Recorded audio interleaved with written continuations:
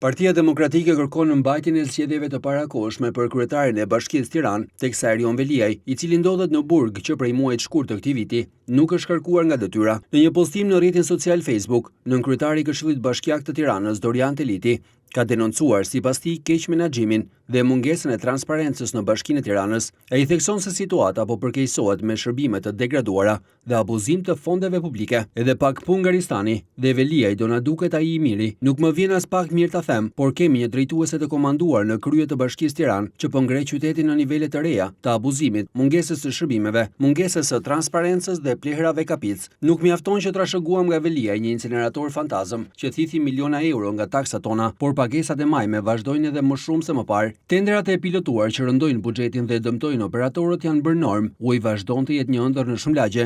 Trafiku dhe transporti publik rëndohen dita ditës, ndërsa luksi i drejtuesve dhe përdorimi antiligjor i aseteve publike shkëlqen në Karshillëk, ndaj halleve të kryeqytetit dhe banorëve të saj. Kjo nuk është qeverisje lokale, por një parodi, ku qytetarët paguajnë faturën e një strukture drejtuese menaxhimi të paaftë dhe korruptiv. Çfarë pengon qeverinë të hapë rrugë për zgjedhje të parakohshme në Tiranë, shkruan Dorian Teliti në rrjetet sociale.